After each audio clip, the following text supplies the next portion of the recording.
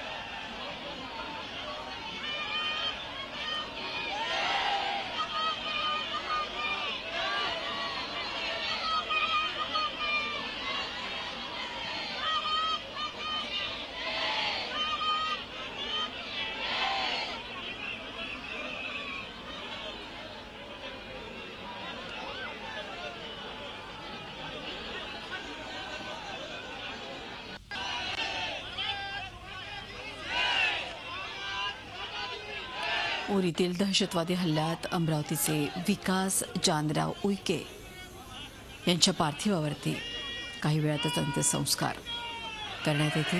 हे दृश्य नांदगाव अमरावतीचे आपण बघू शकता। त्यांच्या मूळ गावी त्यांचं पार्थिव आणण्यात आलंय। लष्करी इतमामात उईके यांना अखेरचा निरोप देण्यात येईल।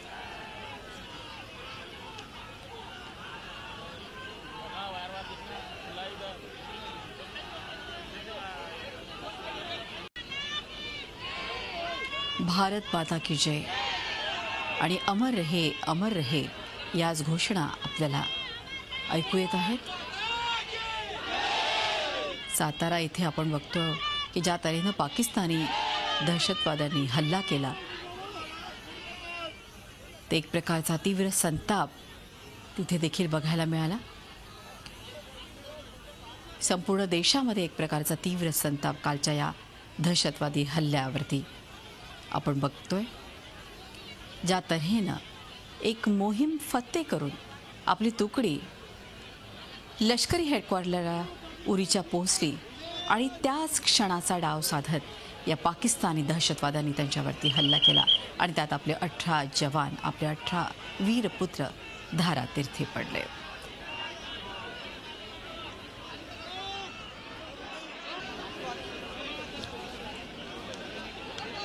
उरीतील दहशतवादी हल्ल्यात अमरावतीचे विकास जानराव उईके यांच्या पार्थिवावरती अंत्यसंस्कार करण्यात येत आहेत। ही थेट दृश्य नांदगाव येथून आपण आपल्या स्क्रीनवर बघू शकतो। याच भूमीत देशप्रेमाचं बाळकडू उईके यांना मिळालं आणि आपल्या विचारांचा, देशप्रेमाचा विकास ते करत गेले। मात्र त्याच भूमीमध्ये आज त्यांना अखेरचा निरोप देण्यात येतोय। विकास जानराव उईकर अमर रहे अशाच घोषणा नांदगावात निनादत आहेत।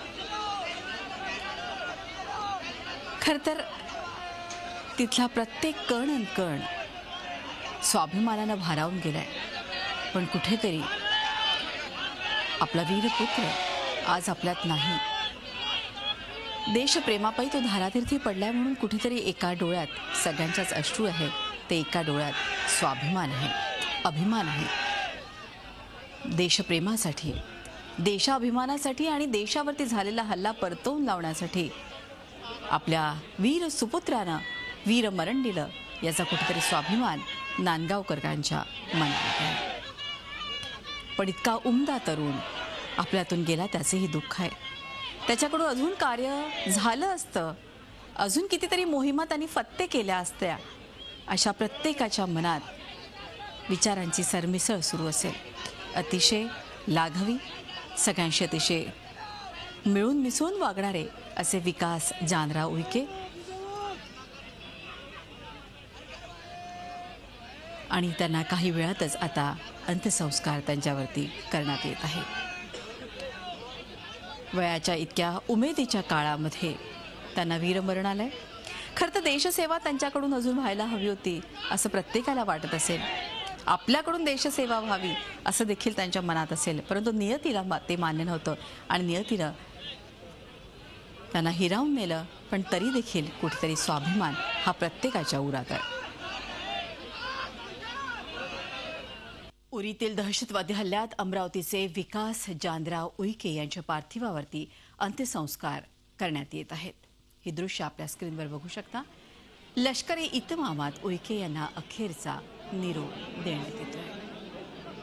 विकास उईके अमरावती जिल्ह्यातील नांदगावचे रहिवासी. त्यांच्या हौतात्म्याची बातमी येताच नांदगाववर शोककळा पसरली आहे. 27 वर्षीय विकास उईके हे 2009 मध्ये भारतीय सैन्यात भरती झाले होते. त्यांचे वडील जानराव उईके हे सुद्धा भारतीय सैन्यात होते.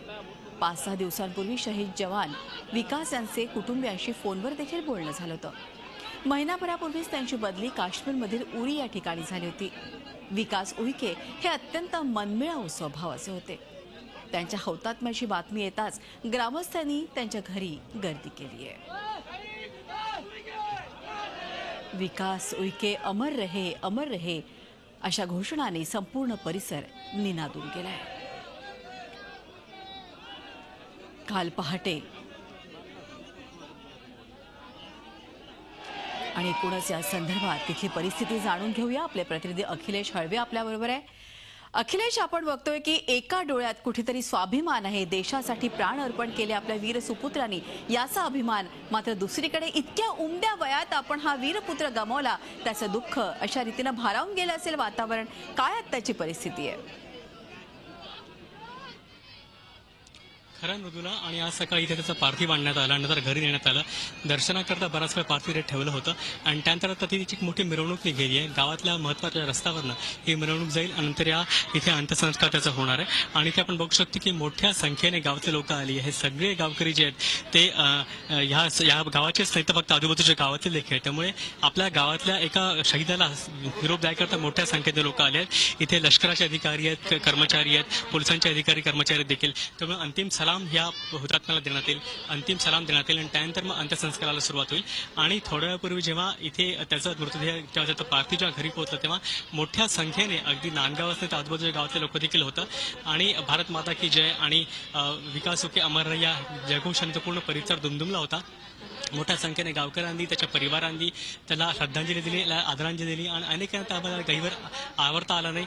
आणि एकूण पूर्ण शोकाकुल पूर्ण गावातली परिस्थिती होती.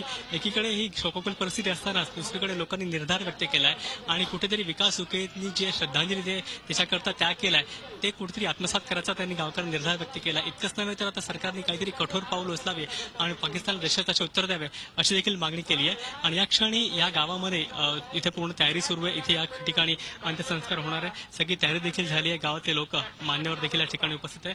सर्व लष्करी अधिकारी, पोलीस अधिकारी, स्थानिक अधिकारी देखील आहेत. आणि इथे जो पण चौफेरच्या लोकांचा आपण बघू शकतो की मोठ्या संख्येने गावकरी आलेत.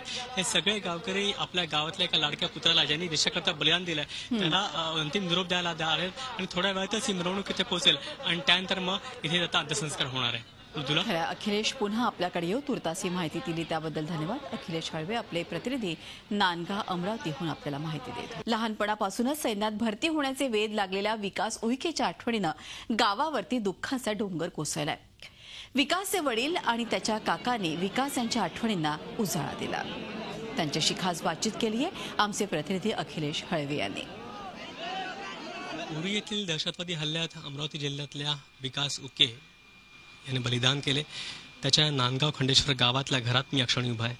या घरात त्या क्षणी त्याच्या सगळे नातेवाईक इथे आले. त्याचे वडील, त्याचे नातेवाईक आपल्यासोबत, त्यांच्याशी बोलूया. तुम्ही त्याचे वडील आहात, तुम्ही लहानपणापासून विकासला बघितलं होतं. कुठेतरी सेनेत जायचं त्याच्या लहानपासून त्याच्या मनात होतं, काय सांगाल? त्याचं लहानपणापासून सेनेत मला भरती करून द्या. म्हटलं मी काय भरती करत नाही बा, कारण मीच तंगीत आहो. आता मला माहीत आहे म्हटलं काय तंगी आहे. तर म्हटलं तू होशील तर हो. मग तो आपापच झाला. मग जाऊ तर 2 ते 3 ठिकाणी चांगल्या नोकरीच्या ऑफर्स देखील होत्या. नोकरी त्याला मिळू शकली असती, पण तरीही विकासने फक्त सैन्यात भरती होऊन देशसेवा करायचाच निर्धार त्याच्या मनात होता आणि म्हणून त्यांनी तसं केलं. विकासचे काका आपल्यासोबत आहेत, त्यांच्याशी बोलूया. विकासनी सातत्याने देशसेवा तर केलीच आहे, पण सातत्याने घरची देखील काळजी करायचा. अगदी करिसनपूर त्यांनी घरच्या लोकांना पैसे देखील पाठवले होते.